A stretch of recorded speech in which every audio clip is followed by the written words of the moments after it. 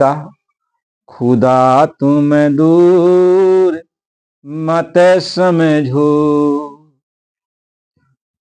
खुदा तुम दूर मत समझो, यही रास्ता है मस्तों का। खुदी को दूर कर दिल से, इसी के बीच आता जा। अगर है शौक मिलने का तो हर दम लो लगाता जा। कहते हैं वो खुदा, वो भगवान दूर नहीं, वो तो भगवान से दूरी तू खुद बना लिया है कि खुद ही अपने अंदर लाया, यानी तू अपने आप को अलग समझ के बैठा है।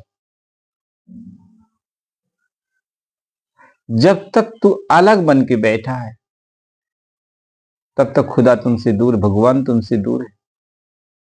यही खुदी जब सत्संग सुनते सुनते जब अपने अंदर की खुदी हट जाती, यानी दैत्य भाव हट जाता, खुदा से अलग होने का भाव मिट जाता है, और जिस दिन भाव मिट गया उस दिन तू खुदा से भेंट कर लेता है। क्योंकि एक पिता अपने पुत्र से दूर नहीं रहना चाहता और पुत्र अपने पिता से दूर नहीं, दोनों के बीच किसी भी प्रकार का कोई समझौता नहीं होता, क्योंकि वो तो पिता का पुत्र है और पुत्र पिता का है, तो दोनों के बीच कोई ऐसी बात नहीं होती। वो तो एक दूसरे के होते हैं, एक दूसरे के बिना वो दोनों अधूरे रहते हैं। और जब ये खुद ही मिट गई तो दोनों एक दूसरे से मिल जाते हैं, मिल जाते हैं। महात्मा इस बात को समझाते हैं।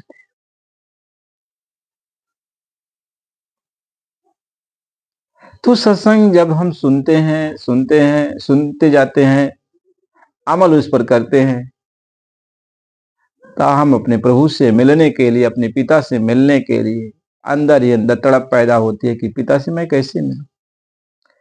और वही सत्संग सुनते सुनते सुनते सुनते सुनते सुनते जब सारी मैल खत्म हो जाती है, सारा दैत्य भाव खत्म हो जाता है, सारी दुविधा खत्म हो जाती है, तो वही जो सुना रहा है, तो पिता संत रूप में आके बैठ कर तुमको सुना रहा है,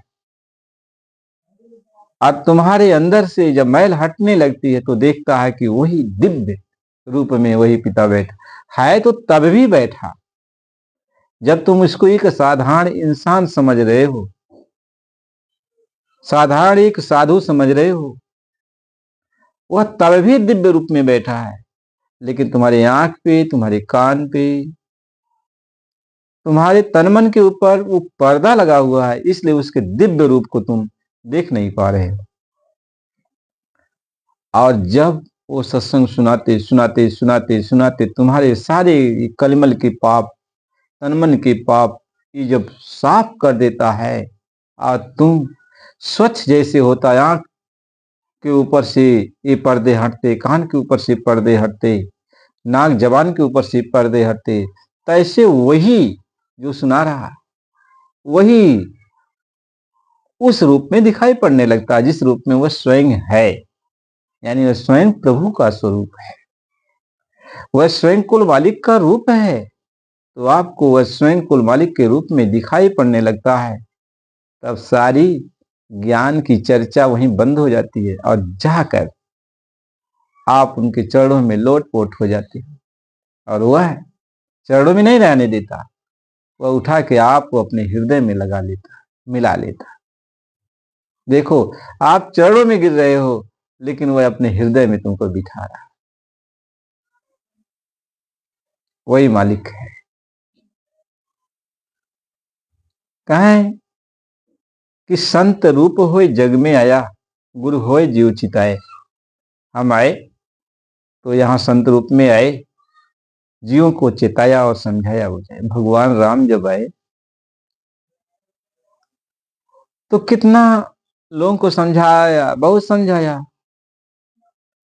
जो जिस भाव से समझ रहा था समझ रहा था। लेकिन जब भक्ति भाव से लोगों ने समझा, मिलना चाहा और भक्ति अपने अंदर लाया, उनके प्रति भक्ति करते करते, उनके सब बात को सुनते सुनते जब उनके तन मन निर्मल होते गए, तो जिन लोगों का तन मन निर्मल हुआ, तीन लोगों ने उन्हीं राम को उस भगवान के रूप में देखा।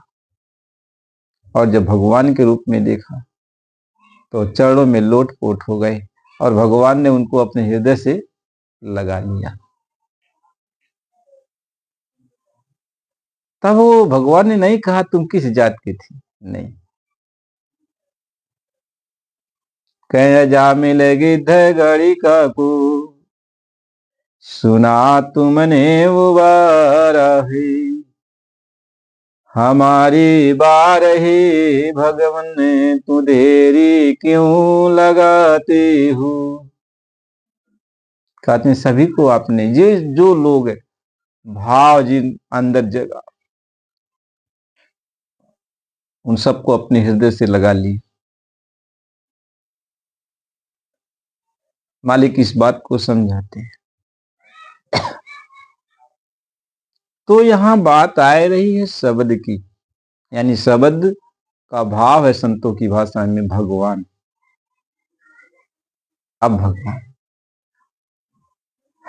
भगवान की जो आवाज है, यानी भगवान की जो धुन है,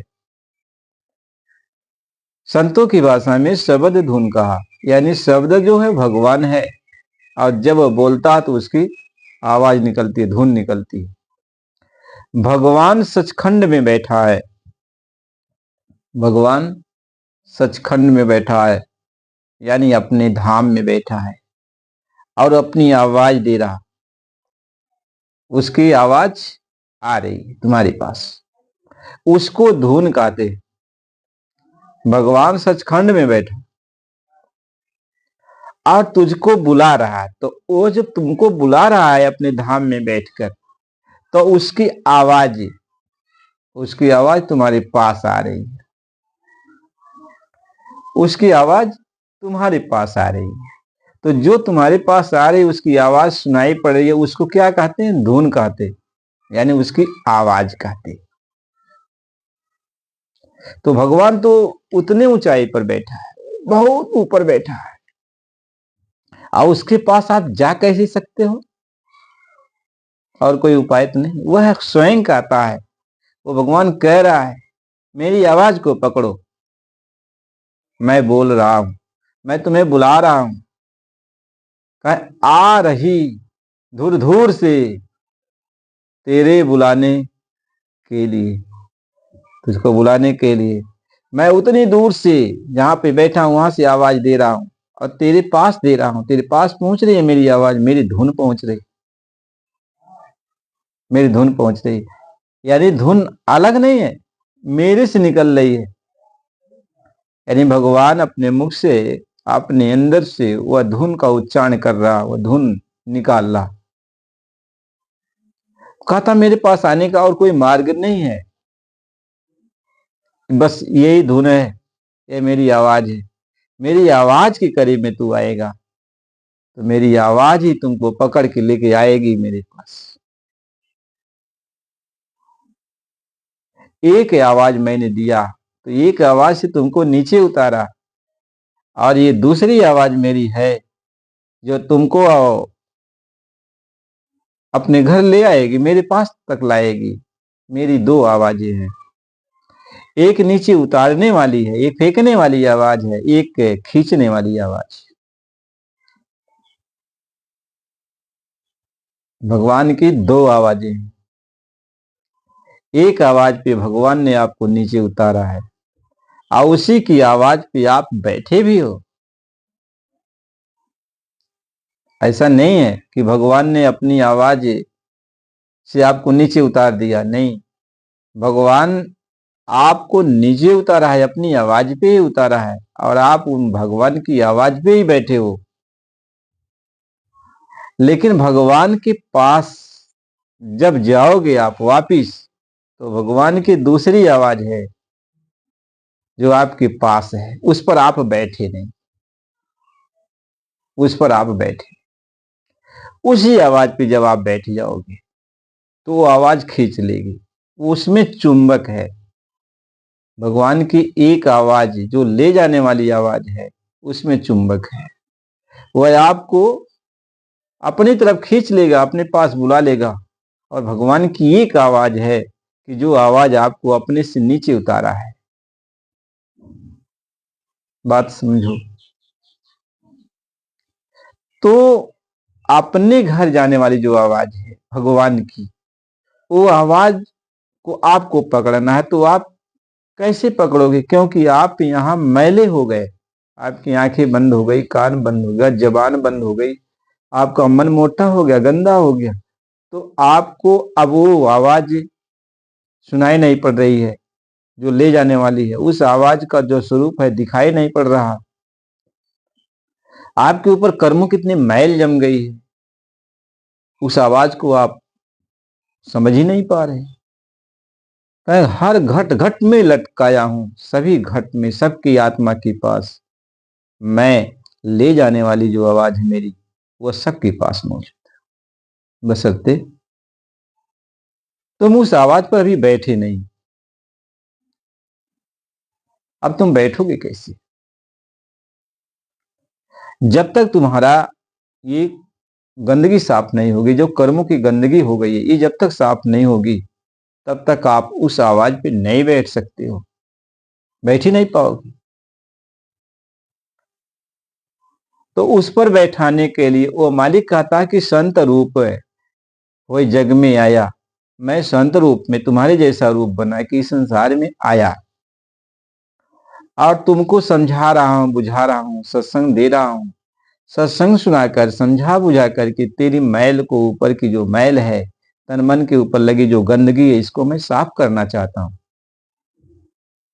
और जब तुम्हारे तन मन रूपी मैल को साफ कर दूंगा, कोई गंदगी नहीं रहने पाएगी, तब तुम्हें स्वयं सामने ही जो ले जाने वाली आवाज मेरी है वह दिखाई पड़ जाएगी। वो आवाज, जो मेरी आवाज निकल रही है, जो इसमें शब्द हो रहा है, उच्चारण हो रहा है, वो सुनाई पड़ने लगेगा। और मैं संत रूप में इस धरती पे मौजूद हूं, तो मैं तुमको, यानी जिस आवाज पर मेरी बैठे हो, उस आवाज से उतार कर दूसरी आवाज पर, जो ले जाने वाली आवाज, मैं बैठा देता हूं। इसी को कहते हैं सूरत शब्द नाम जोग मार्ग। ये काम कौन करता है? आप तो उतर नहीं पाओ, क्योंकि एक पर आप बैठे हो। आपको उतारने के लिए वो संत है, जैसे इस आवाज से उतारते हैं, उस आवाज पे बैठा देते हैं। इसी को महात्मा ये समझाते हैं कि जब पूरे संत महात्मा मिलते हैं, तो वो नाम की डोरी से, यानी शब्द की डोरी से, शब्द से जोड़ देते हैं। यानी एक से उतारा, दूसरे पर बैठा दिया। अब ऐसा नहीं है कि एक को आपने छोड़ दिया तब वो दूसरे पर बैठाया, नहीं। वो संत सदगुरु ये कहते हैं कि मैं पहले तुम्हें अपने पकड़ता हूं। यानी जिस रूप में महात्मा आते हैं, वो आपको पकड़ते हैं। तो जिस आवाज पे आप बैठे हो उससे उतारते हैं, लेकिन अपने शब्द पर आपको पकड़ते हैं और फिर ले जाने वाला जो शब्द है उस पर बैठा देते हैं। यानी एक सेकंड आप शब्द से खाली नहीं रहते, मालिक की आवाज से आप खाली नहीं रहते।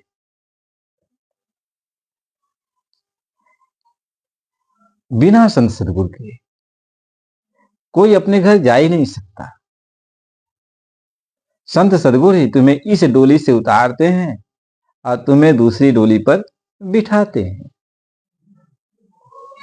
एक डोली एक डोली से तुम नैहर में चले आए और दूसरी डोली से अब आप ससुराल में जाओगे, और दोनों के बीच ये सदगुरु ये काम करते हैं कि आपको इस पर से उतारा और दूसरे पर बैठाया। तो महिमा किसकी है? सदगुरु की है।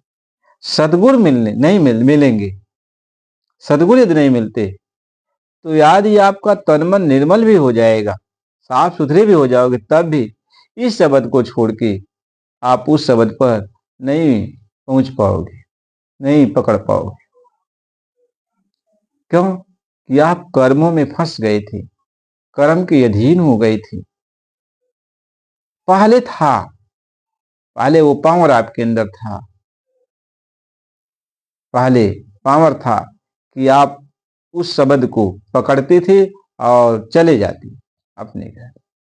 लेकिन जब कर्म के विधान में आप फंस गए, तब आप सदगुरु की जरूरत पड़ गई। आपको इस पर से उतार कर उस पर बैठाना, ये इतना आपके पास ताकत नहीं रह गई कि इस शब्द को छोड़े जिस पर बैठे हो और दूसरे शब्द को पकड़ ले। ये पकड़ाने का काम संत सदगुरु ही करते हैं। संत सदगुरु ही तुमको एक से उतारेंगे, दूसरे पर बिठा देंगे। इसलिए बड़ाई यहाँ संत सदगुरु की ही की जाती है।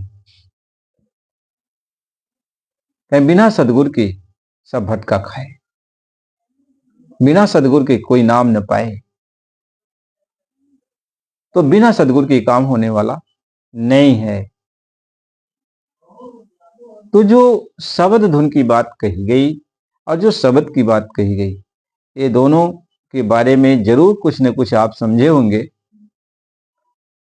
और जब समझ लिए तो उस पर विचार करना चाहिए।